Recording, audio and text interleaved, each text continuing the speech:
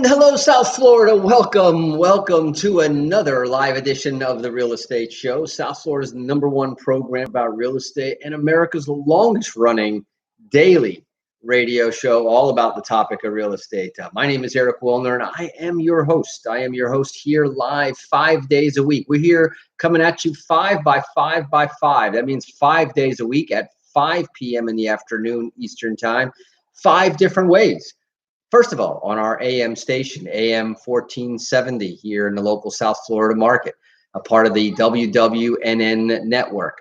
On FM 95.3, 96.9, 106.9, also part of the WWNN Money Talk network. If you want to listen to us another way, a third way is on the apps. You can download one of the free apps, the iHeartRadio app, the TuneIn app, the Spreaker app, just to name a few. And there you can just search for 1470 WWNN Money Talk Radio. And you can listen to our show also at 5 days a week. And the fourth way is you can go to our website directly at automaticlandlord.com. That's automaticlandlord.com.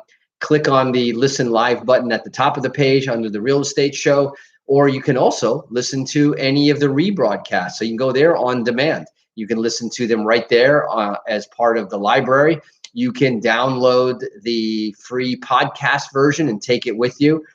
And our fifth way that you can listen to the radio show is by going to our Facebook page.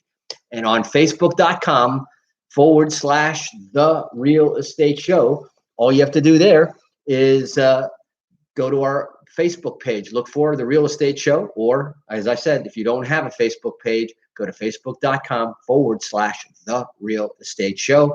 And there you'll be. And not only will you be able to listen, but you'll be able to watch, comment, ask questions, and so forth.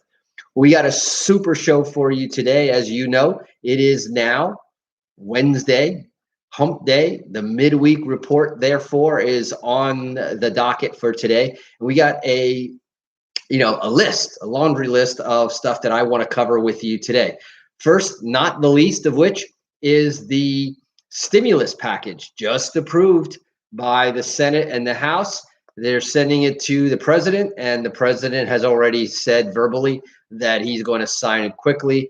So here comes $1.9 trillion. So we're going to talk about that in today's show. We're going to talk a little bit about how COVID changed the way we think about offices. New companies, and now companies, first of all, they want their spaces to work as hard as they do. They are probably tired of seeing a lot of their office space sit empty for a lot of this year. And some big names, REI, the recreational equipment company, they had just bought and built an 8-acre campus up in Washington State, and they turned around and put it right back for sale and have decided against making a big 8-acre campus. They sold it. Facebook, by the way, bought it, and they have now started leasing other spaces, and they're going to have more satellite locations for their when they want collaborative work. But they're going to allow people to work from home for up to 5 days a week. So pretty big news on that headline. Then mortgage refinance demand plunges from a year ago as higher interest rates, and I've been talking to you about that. Don't sit there on the sidelines. That mortgage rates, higher rates, they're coming. I was having a conversation at one of our mastermind groups yesterday, and they were saying that all the economists that they had read were telling him that the mortgage rates were going to stay flat, the same for another year. What did I think? And I said, what do you mean, what do I think? Look at what just happened. Interest rates are up significantly, in some cases from anywhere between 1/4 to 0.5%. So it's not what I think is going to happen. I want to tell you what has happened. And as a result, many folks that were waiting on the sideline, trying to wait for a little bit better rate, this is what always happens, right? Is that sometimes we get a little bit greedy and try to get that extra one little edge, and then you give up more than the edge because the rates are likely to go up much faster and much more than they are likely to go down. I talk about the concept of interest rate compression. And when you start to get down to, when you're in the twos, the opportunity to go from 6 to 3, a 50% drop is much greater than the opportunity or likelihood that it's going to go from 2 to 1. That compression will resist. And obviously many businesses rely on some sort of an interest rate spread. And as interest rates go up, that spread diminishes, costs go up, and it adds another layer to the problem of affordable housing. So we're going to see how long these rates stay up, whether they might be worked back down. I suspect that with the high demand that we have in real estate, the high demand that we have for mortgages, that it's not likely lenders, if they can make a buck, especially after they have been sitting on their thumbs for the last 11 months while the mortgage moratoriums have still been in place. So we got a lot of stuff to talk about. On top of that, we're going to talk a little bit about the role of landlords and the tenants, and we'll tie all that right back into the whole stimulus package conversation. So as I mentioned, we got a full house, a full deck as far as what we're talking about for the real estate show today. I do want to remind you that, first of all, I want to thank you for listening to the real estate show, for taking time out of your busy day to tune it in right here. Hopefully you will share our show with more listeners out there, that you will like our show also on Facebook. Share it on Facebook, comment on Facebook, leave us a comment on our website at automaticlandlord.com, and make sure that you also plug into your cell phones the following number. Number one, it's 561-861-2366. That's our real estate show smart text line. The word of the day today is the intern. We are looking for a real estate show social media intern. So if you're interested in being a part of the real estate show, learning from the real estate show as we also work on getting the word out more through the different channels of social media, type in the word intern to 561-861-2366. Once again, that's 561-861-2366. And there's a whole host of other terms that will get you some additional free information, like the word credit. You can text that also to 561-861-2366. The word debt, if you want to eliminate debt faster than any other way possible, you want to learn about from our free report, and type in the word debt, DEBT, to 561-861-2366. And we'll be giving out some more terms as we go through our show here. But I want to jump on this conversation. Obviously, the stimulus is a big topic. It's top of mind for a lot of folks out there. And as you probably heard this week, there were some last minute adjustments to this package. The 1.9 trillion coronavirus package. In fact, I noticed that they were calling it the coronavirus package instead of the rescue package, the relief package. And that's because they were getting called out on a lot of little junk bills that were attached to this. And it contains a really, literally a wide range of benefits. Many are designed to help the Americans who are still struggling with the economic fallout from the pandemic. I am in support of that part. Then there's a lot of stuff that has little, if nothing, to do with the pandemic. But that's your lobbyists, that's your politicians throwing in, what they can do so that at the end of the year they can report back that they got this or that approved, even though at what cost, right? So the bill provides now direct payments worth up to $1,400 per person to married couples earning less than $160,000. For the individual is earning less than $80,000, or heads of household who are earning less than $120,000 a year. So the stimulus payments, they're going to phase out faster this time than they did in the past bills. But for those who do qualify, the new payments will top up the $600 checks that were approved in December. So that could bring the total up to $2,000 a piece per person. So I think that's welcome. As we talked in the previous newscasts, we were talking how the stimulus did have a positive effect on the economy. It had a positive effect also on credit. It helped raise credit scores, lower credit balances, and we saw a little bit more also being put away in savings accounts. So I'm glad that not everybody went out and spent the money on consumable, frivolous things, but that they put a little bit of thought into what they put that money towards. Now, individuals earning less than $75,000 are going to receive the full $1,400. Married couples earning less than $150,000 will receive $2,800. And families with children are eligible for an additional $1,400 per dependent.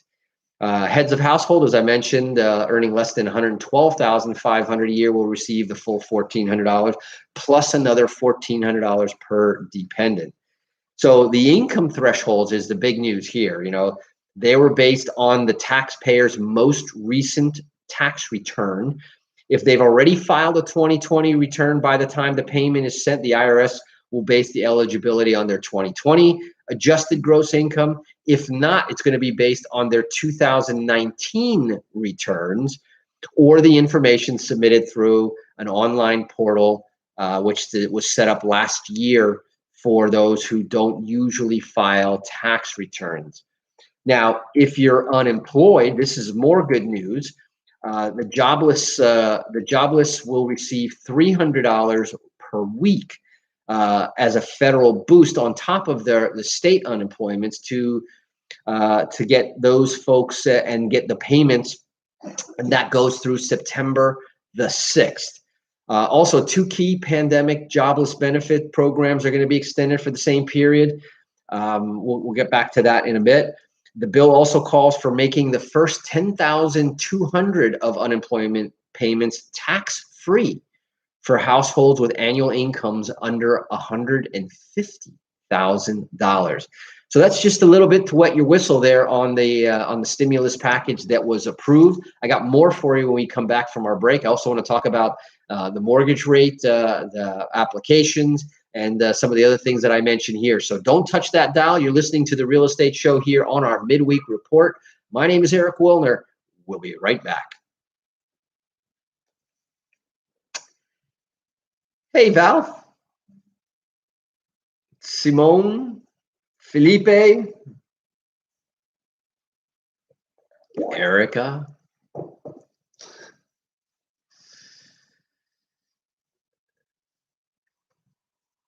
So how's everybody out there today? Did you guys see the news?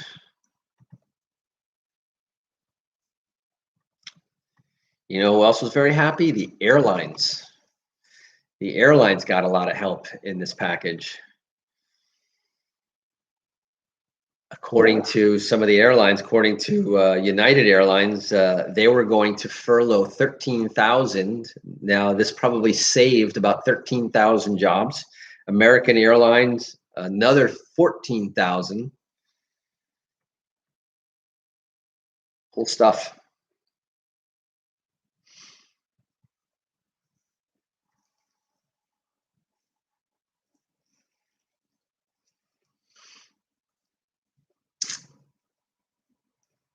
So how's the sound? We were trying to work on the sound. We are trying to get rid of a little bit of the echo. I'd love some feedback on that.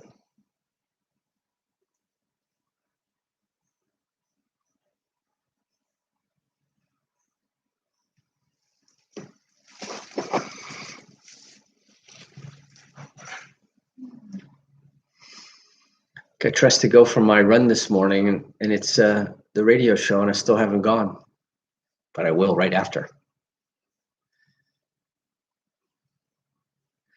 And welcome back. For those of you just joining us here, you're listening to The Real Estate Show, South Florida's #1 program about real estate, America's longest running daily radio show about real estate. And as I mentioned at the beginning of the program, we're now broadcast 5 different ways, 5 days a week at 5 p.m. Eastern Time.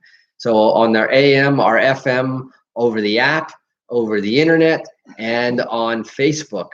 So if you want to get all of that information, all you have to do is go to our website at automaticlandlord.com. That's automaticlandlord.com. Go to the top of the page there, which says The Real Estate Show, where you can listen to us live, listen to our archives, download the podcast, and read about what was on the most recent shows there under the notes. So all that's available there as well. We try to put together, a pretty state-of-the-art resource here between the radio show and our workshops that we're having. And don't forget, tomorrow night we have our university series. And tomorrow night we're going to be talking about the how to transfer your debt into wealth. Yep, that's right. How do you transfer? It's a feat of alchemy. How do you transfer what you owe into what you own? How do you transfer interest that you pay into interest that you earn? We're going to talk about that in tomorrow night's university series of our workshops. Now, if you want to attend that workshop, it's going to be definitely a worthwhile. I'll be conducting it. That it will be tomorrow night at 9 p.m. If you would like to come to that workshop for free, there is limited space. I'm not the only person that's provided and promoting this. So I would get this in soon. All you have to do is type in the word university to 561-861-2366. Once again, that's 561-861-2366. Type in text the word university there, and then you'll get that link in order to reserve your spot. So I want to jump back right now to the conversation of the big stimulus package, the pandemic package, whatever you're calling it, but it's the big $1.9 trillion package, which will now become a reality. And I swallow hard, when I think about the fact that we're just adding another $1.9 trillion to our bill that somewhere down the line we're going to be paying for. Now, it's interesting. Another headline came out a little bit later about a tax increase that was included in the bill. And so, one of the things, in order to avoid the bill going back to debate, because they had certain spending rules that the package has to comply with. And so part of that was obviously showing how they're going to fund some of those stimulus. And so they snuck in a tax bill on executive compensation, on certain write-offs for unincorporated self-employment vehicles. So you're going to see people get some tax bill surprises come next April when they fill out their tax returns. And that was also kind of tucked into the stimulus plan. Granted, I know that stimulus plan was important. It was necessary. But, I would love to have seen a more deeper understanding by the public, more transparency, more clarity to everybody, including the politicians themselves, who I think voted for stuff that they never even read themselves. But so we covered the unemployment extension of the unemployment benefits, $300 a week out till September 6th. We talked about the stimulus checks that are going out, up to $2,000 now that it's gone. It's $1,400 in this package, added to the $600 that was approved back in December. Now, for food stamp recipients, they're going to see a 15% increase in benefits that will continue also through September. By the way, just want to point this out because these things usually operate in bundles. Think of this date that I'm telling you, I repeated several times, September, September, September. All of the stimulus had all been extended through March, some of it already till June. But as I mentioned before, that there was quite a bit of conversation about going out until September. And now there's a number of things that's now in writing, black and white, that it's going out till September. Food stamps, unemployment benefits, etc. There are some child credits that you're going to find very interesting. I have to bone up a little bit more on those, but some of those are actually pretty substantial, and they're designed to sort of be the equalizer there with for quote unquote low income Americans, and so we'll come back to that. Now, very important to this show here, of course, is if you're behind on your rent or your mortgage, the bill will send roughly $20 billion. That's what we were talking about. We're looking somewhere between $20 to $25 billion to state and local governments to help low-income households cover back rent. So this is important, and we're going to dive deep into this over the next couple of weeks as we get our hands on the actual verbiage, number one, and then the actual agencies, number two. But it's supposed to cover back rent, rent assistance for ongoing rent, and even utility bills. So it authorizes about $10 billion to help struggling homeowners pay mortgages, them also to pay utilities and property taxes. So we're seeing tenants, homeowners, and it also provides another $5 billion to help states and localities assist those at risk experience homelessness by providing safe, socially distant housing, for example. And in one other thing, another $5 billion goes to emergency housing vouchers for those who are already homeless. So that's a good thing. Now, landlords, did you hear me talk about landlords? Not specifically, right? And so this is where landlords really need to get educated. We're going to probably work on a workshop for next week on that exact topic, because I think from my conversations, the most confused crowd out there are the landlords who have gone a long time. In fact, I had this other article here. Let me see if I can pull that one up here on that same topic. And this was published by the Florida Realtors, as a matter of fact. And it says landlords wait for stimulus bills just as much as renters do. Tenants who don't pay their water bill or power bill, they get their utilities shut off, says one Orlando landlord. But we are the one service that tenants can get away with not paying for without getting shut off, right? It's not so easy to cut that service off. So landlords might not be a profession many people often think about, and that's the point that I wanted to make, is that a lot of people don't think about the fact that there are folks out there that either through retirement planning or career planning have built up a real estate portfolio that is their income. And Washington often doesn't take that into consideration. And to be quite honest, I also know that in the public eye or in the public media, there's not a lot of compassion, because they always think of the fat cat landlord that doesn't take care of properties and pushes tenants around and so forth, which is really not the real picture. It's an idealized image that a lot of people with a different agenda would like to push. And usually people, I would say, a little bit on the envious side, because I'll tell you, being a landlord, being a property manager is good, hard work, providing a very good service, affordable housing out there to many needing and deserving families. So we'll talk more about that during the rest of this week, which is, of course, themed about landlords. Tomorrow, we're going to talk a little bit more about the finances around that. So make sure that you don't miss our episode tomorrow. It'll be a good one here on the Real Estate Show, heard live 5 days a week, 5 different ways, AM, FM, on the app, on the internet, and on our Facebook page. Make sure you stop by our Facebook page, give us the thumbs up, like us, share us, and make a comment there on our Facebook page.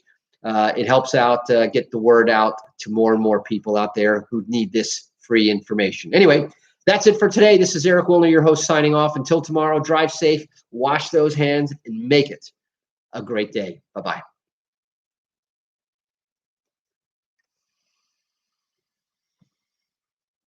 Boom. Let's wrap that up there. Yep. Thank you. Have a good night.